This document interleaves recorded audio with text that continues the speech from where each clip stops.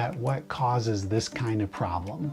Tennis and golfer's elbow are basically conditions of overuse or repetitive use coupled with delayed or improper healing. That's the root cause of this problem.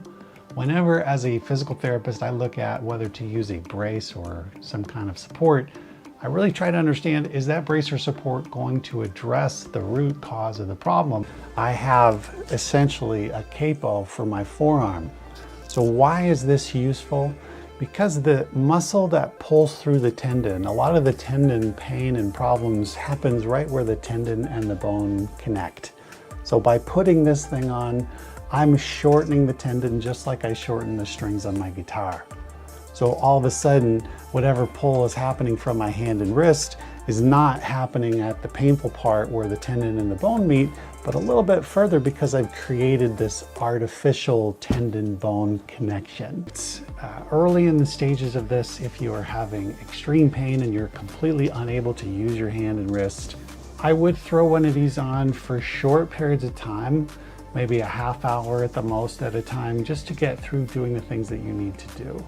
Another case would be if this is more chronic and long-term and you really have to do certain things that are irritating to your elbow tendons, like chopping vegetables or folding laundry, or just doing daily tasks like that that you must do that you can't get away from doing.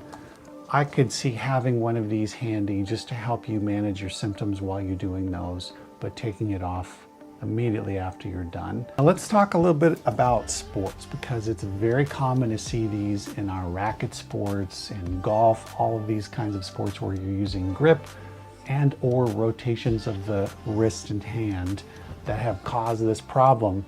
A lot of folks will throw these straps on and just do their sport. I would say I'm more neutral on that if you are also developing the strength and working on the recovery techniques or methods that you need to do in order to heal the problem. So if you're rehabbing it basically, and you want to throw this on to play a game of tennis and you're not going crazy and playing hours and hours, I think as a transitional tool, this could have a role.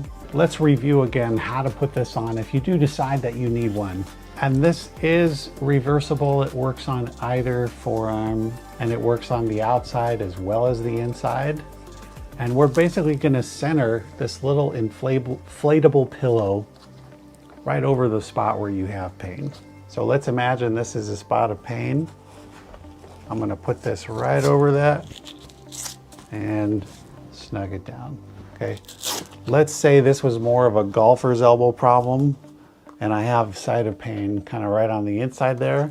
I'm just gonna get that right over and cinch it down, and there we have it for golfer's elbow. This particular product, their claim to fame is they use this little inflatable bladder as the source of pressure, which should distribute it a little bit more. That I do recommend is because what happens at the wrist directly impacts the kind of repetitive or overuse that affects this elbow tendon problem. So wearing something like a wrist brace when you are doing the activities that might have gotten you into trouble is a very, very good idea. I always recommend a wrist brace for my folks with this chronic problem. And I recommend that they wear it when they're sleeping, when they are driving, chopping vegetables, using the computer and doing sports, anything that they might have thought would contribute to this problem in the first place. Use this wrist brace.